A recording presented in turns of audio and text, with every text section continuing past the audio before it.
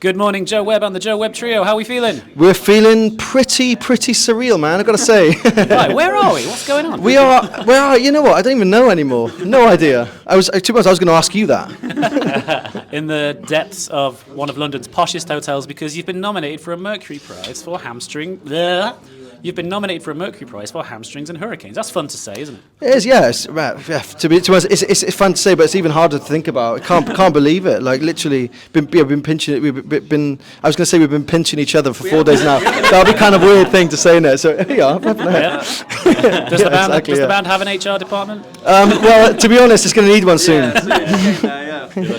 But Hamstrings and Hurricanes, amazing title. Where does that come from? So it comes from a great actor, great musician, a friend of mine, a great guy called Damian Lewis. We were rehearsing. I was playing in his band. And we were rehearsing one day, and we broke for lunch. And the evening before, Lionel Messi had just signed for Inter Miami. And I noticed that Damian was playing in some of these charity football matches alongside Beckham, and I know that Beckham owns Inter Miami, so I was like, oh, maybe there's a possibility of going.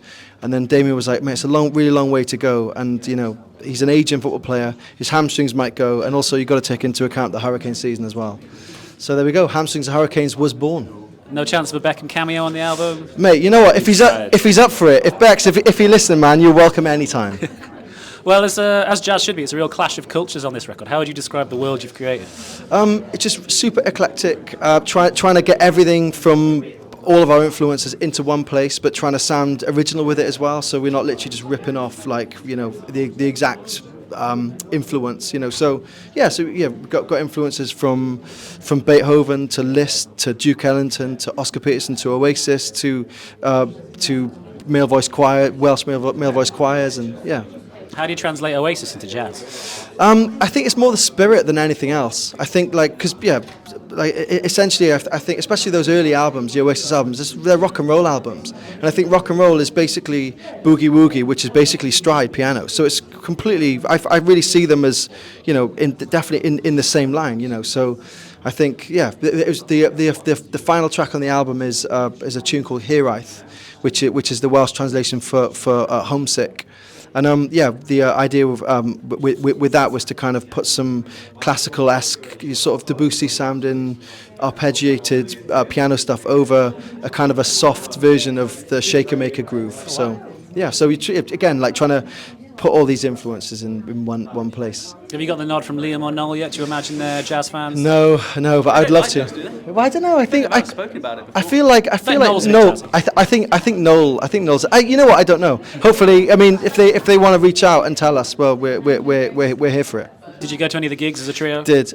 So I went by myself actually. To be honest, I'm kind of like the main. No, I guess I'm kind of like the main Oasis nerd here. But yeah, I went to one of the Wembley shows at the beginning of August, and it was one of the best nights of my life. Oh my God! Amazing. And really strong shortlist. What do you make of your competition?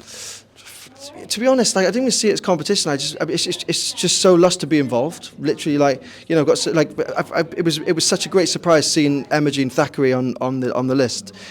She was a year above me in university. So I haven't seen her for ages, and I, you know, walked into the BBC building earlier on, and I was like, oh my God, I haven't seen her for ages, you know. And also, weirdly, on the way here today, I was listening to Sam Fender, and I saw his name, and yeah, I'm literally just, well, we're just really happy to be involved, not competing necessarily. It's just lust to be here, you know. And we're going to Newcastle. We are going to Newcastle. I love Newcastle. Flippin' heck. I have great nights out in Newcastle. Secrets for surviving a night out in Newcastle?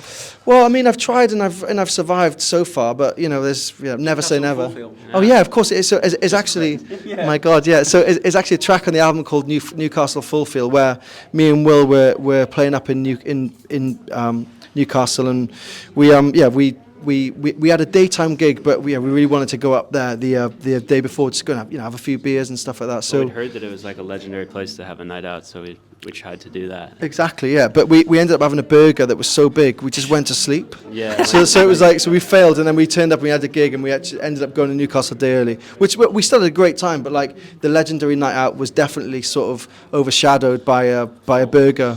Yeah. We were just so full. It was like the eyes just falling, you know. Yeah. Anyway, yeah. So maybe come October you'll finish that burger. Yes. Exactly, man. Well, you know, it's on a hot plate waiting for us, so it's cool. Amazing. Joe Webb Trio, thank you so much. Pleasure, man. Thank you. Congrats, guys.